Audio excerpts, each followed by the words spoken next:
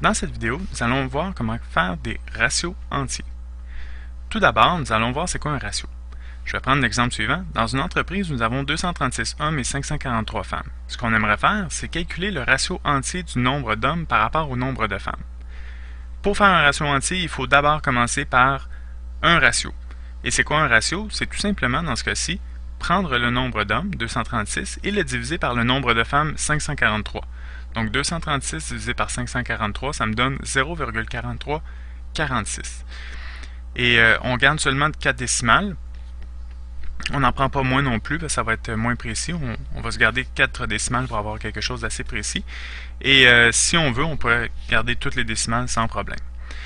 Dans la seconde partie du vidéo, on va le faire avec Excel, et là, à ce moment-là, on ne s'occupe même pas des décimales, on les garde toutes. Le calcul se fait très facilement. Donc, ça, c'est le ratio du nombre d'hommes par rapport au nombre de femmes. Ça me donne 0,4346. Mais ce qu'on aimerait faire peut-être, c'est exprimer ça de façon avec des entiers. Donc, on aimerait peut-être dire, il y a 2 hommes pour 3 femmes, ou il y a 4 hommes pour 5 femmes, ou 6 hommes pour 7 femmes. Donc, on aimerait exprimer avec 2 entiers. C'est sûr qu'on pourrait dire il y a 236 hommes pour 543 femmes, mais on aimerait ça se rapprocher peut-être entre 0 et entre 1 et 10, disons là. OK, donc à ce moment-là, on aimerait ça avoir des plus petits chiffres, parce que c'est sûr que 236 sur 543, ça va donner le ratio exact, mais on aimerait avoir un ratio avec des petits chiffres. Ratio entier avec des petits chiffres. Pour ce faire, on va prendre le 0,4346 et on va le multiplier par 1, par 2, par 3, par 4. Lorsqu'on va le multiplier, le résultat, on va essayer de trouver un résultat qui se rapproche d'un entier au centième près. Quand je dis au centième près, ça veut dire que, par exemple, ici 0,4346 fois 1, ça me donne 0,4346. Le fois 1 ne change rien. Et 0,4346, le résultat obtenu est près de quel entier? Il est plus près de l'entier 0. Donc, du chiffre 0. Donc, 0 moins 0,4346, ça va me donner la distance entre les deux. La distance entre les deux est de 0,4346. Je suis à 4 dixièmes. Donc, 0,4. Le premier chiffre que je rencontre, c'est 4. Ce qui veut dire 4 dixièmes. Moi, ce que je veux, c'est que ça soit le plus près possible, et ça au centième près. Ça veut dire que je devrais avoir 0,0 et un chiffre après. Je ne veux pas avoir de chiffre tout de suite après la virgule. Je ne veux pas que ça soit un chiffre différent de 0. Donc, dans ce cas-ci, ça me donne 0,4346. Je dois refuser. Je vais l'essayer avec x2. Je prends mon chiffre, mon ratio, x2. Ça me donne 0,8692. Ah, là, je suis proche de l'entier 1. 0,8692, c'est près de l'entier 1. Donc, je vais calculer la distance. 1 moins 0,8692, ça me donne une distance de 0,1. Ce qui veut dire 1 dixième. C'est encore trop loin. Moi, je veux au centième près. Donc, je refuse. Je continue avec x3. 1,3038, ce qui me donne plus près de l'entier 1, ce qui me donne une distance de 0,3038. Je suis à 3 dixièmes, à peu près 3 dixièmes, ce qui veut dire que c'est encore trop loin. Moi, je vais être au centième près, donc je vais avoir, à la place du 3 ici, je vais voir un 0 apparaître. Je dois refuser et continuer. Je fais x4, 1,7384, c'est ce que j'obtiens. Ce qui se rapproche de l'entier 2, donc je vais calculer la distance du chiffre obtenu avec le chiffre 2, ce qui me donne 0,2616. 0,2616, je suis à presque 3 dixièmes. Je suis à 2 dixièmes et un petit peu plus, donc je suis à presque 3 dixièmes de l'entier 2. Je dois refuser aussi. Je fais x5, même chose, je suis près de l'entier 2, avec 2,173, je suis près de l'entier 2. Je fais la soustraction 0,17, je suis à peu près 2 dixièmes, 0,17, je suis presque à 2 dixièmes, donc je refuse aussi. Je fais x6, et là j'obtiens 2,6076, je suis presque à 4 dixièmes de distance, donc je refuse aussi. Je fais x7, et là j'obtiens 3,0422. 3 moins, je suis près de l'entier 3, donc 3 moins 3,0422, et je suis à une distance de 0,0422. Donc je suis à une distance de 4 centièmes. Ah, ça c'est bon. Là, à ce moment-là, j'ai trouvé mon ratio entier. Ça, c'est la ligne qui va me permettre de calculer mon ratio entier. Donc, vous voyez ici, la distance, j'ai 0,0.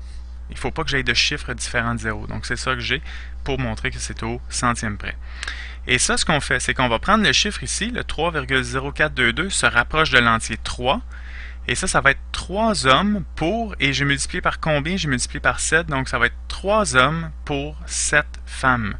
Et c'est ce qu'on va dire, ça c'est ma ligne pour calculer mon ratio, et il y a donc 3 hommes pour 7 femmes dans l'entreprise. Nous allons faire un autre exemple. Dans une autre entreprise, nous avons 432 femmes et 523 hommes. Calculons le ratio entier du nombre de femmes par rapport au nombre d'hommes. On fait encore une fois le ratio, 432 divisé par 523, qui nous donne 0,8260. On va procéder de la même façon. Pour calculer le ratio entier, on va faire 0,8260 fois 1, ce qui nous donne encore le même nombre. Le nombre étant près de 1, près de l'entier 1, donc on fait 1 moins 0,8260, ce qui nous donne 0,174. Ce qui veut dire qu'on est à presque 2 dixièmes de l'entier 1, ce qui veut dire qu'on refuse.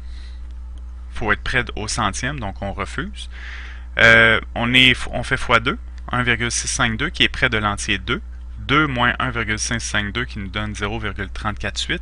Donc on est à 0,3, on est à 3 dixièmes finalement de l'entier 2. On refuse aussi. x3, on se ramasse avec 2,478. 2 moins 2,478, on est près de l'entier 2 finalement dans ce cas-ci, ce qui veut dire une distance de 0,478, donc on est près de 5 dixièmes. À ce moment-là, on refuse aussi. On fait x4, 3,304, près de l'entier 3, donc on soustrait, ce qui nous donne une distance de 3 dixièmes, on refuse. x5, 4,13, 4,13 étant près de l'entier 4, ce qui nous donne une distance de 1 dixième, encore une fois trop loin. On fait x6, x6 ça nous donne 4,956. Ah, c'est près de l'entier 5, si on arrondit ça ici, c'est très près de l'entier 5. On fait 5 moins 4,956, qui nous donne 0,044. Oh, on est à 4 centièmes de l'entier 5. On accepte donc ce calcul-ci pour faire notre ratio entier. Et là, le 4 étant près de l'entier 4,956, ici c'est près de l'entier 5, donc il va y avoir 5 femmes pour, et on a multiplié par 6, donc pour 6 hommes dans l'entreprise. C'est donc la façon de faire le ratio entier. Maintenant, je vais utiliser Excel pour calculer un ratio entier. Je vais reprendre le deuxième exemple où on avait 432 femmes et 523 hommes dans l'entreprise. Tout d'abord, je vais calculer mon ratio. Donc, je vais prendre la cellule, par exemple la cellule A1. Je vais faire égal 432 divisé par 523. Ça me donne 0,8260. Bon, c'est ce que nous autres, on avait arrondi à 4 décimales. Avec Excel, je ne me préoccupe pas de ça et je garde toutes les décimales.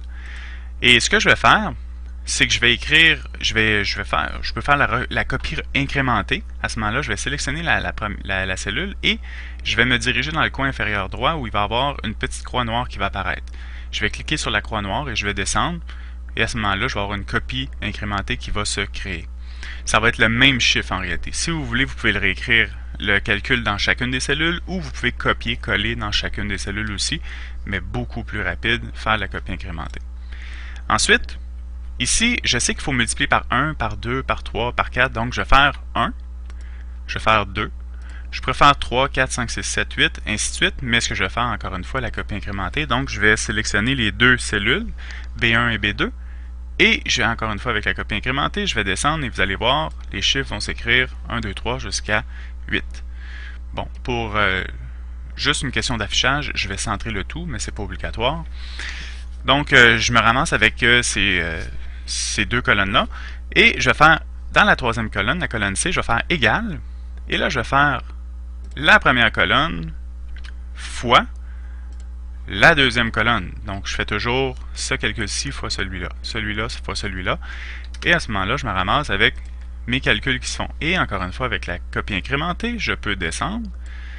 Et là, ce qui va arriver, c'est que vous allez voir, je vais double-cliquer, vous voyez, ça fait le produit de ces deux cellules-ci. Si je double-clique, oups, si je double-clique dans la deuxième cellule ici, je me ramasse à faire le produit de A2B2. Si je double-clique ici, ça va être A3B3. Et ainsi de suite jusqu'à A8B8. Et là, ce qu'il faut que je regarde, il faut que je regarde à quel endroit je suis au centième près. Je suis près de l'entier au centième près. Donc ici, on avait vu tantôt que c'était pas bon. On était à presque 2 dixièmes. Ici non plus, ici non plus, ici non plus. Et ce qui se rapproche le plus, c'est dans cette cellule, dans cette ligne-ci. Et à ce moment-là, je me ramasse avec 5 pour 6. Et notre ratio, ça serait il y a 5 femmes pour 6 hommes dans l'entreprise.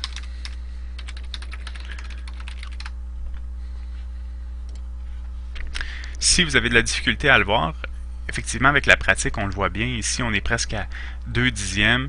Ici, de l'entier, on est à 3 dixièmes, 3,35 à peu près. Donc ici, on est à 0,47 de l'entier 2. Ici, on est à 0,3.